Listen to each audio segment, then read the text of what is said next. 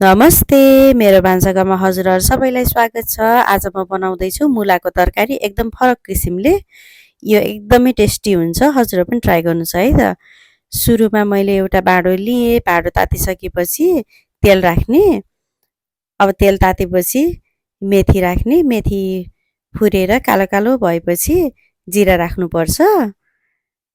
जिरा राखिसकेपछि सुकेको खुर्सानी अनि अदुवा लसुनको पेस्ट राख्ने।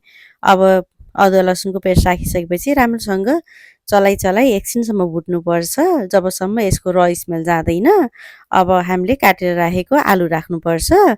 अब आलुलाई एकछिनसम्म भुट्नुपर्छ अनि बेसार स्वादअनुसार नुन राख्ने।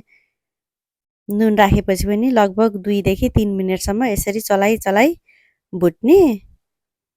अब यो आलुको कलर अलिअलि चेन्ज हुन थालेपछि, अलिअलि भुटिन थालेपछि यसमा टमाटर राख्नुपर्छ।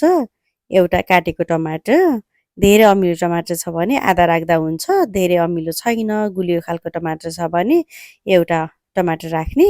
अब टमाटर राखेपछि पनि यसलाई एकछिन चलाएपछि जिरा र टिमुरलाई पिसेर लिने। मैले चाहिँ सिलौटोमा पिसेकी छु, हजुरहरू खलमा अथवा मिक्सरमा पिस्न सक्नुहुन्छ। अब यसमा 1 कचौरा जति पानी राखिदिने। अब हामी यसमा काटेर राखेको मुलालाई राख्छौँ। मुलालाई भुट्नु हुँदैन, मुला भुट्यो भने चाहिँ एकदम नराम्रो किसिमको गन्ध आउँछ यसको र मिठो पनि हुँदैन। त्यही भएर हामीले मुलालाई आलु भुटेर पानी राखिसकेपछि मात्रै राख्छौँ। माथिबाट मैले यसमा लसुनको पात राखेकी छु। यसो गर्दाखेरि लसुनको पातले एकदमै मिठो टेस्ट ल्याउँछ।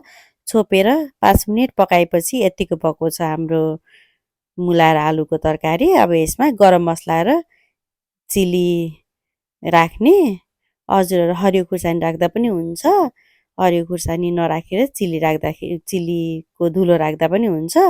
अब छोपेर पकाएको पनि 3 मिनट जति भइसक्यो। अब यसलाई हेरौँ कस्तो भयो। यो पाकिसकेको छ। यसलाई अब मजाले चलाउने अनि आधा जति आलुलाई राम्रोसँग मिच्नुपर्छ, जसले गर्दाखेरि चाहिँ यो अलि बाक्लो किसिमको हुन्छ। अब हाम्रो मुला र आलुको तरकारी रेडी भयो। हजुरहरू पनि ट्राई गर्नुहोस् है त। Happy cooking.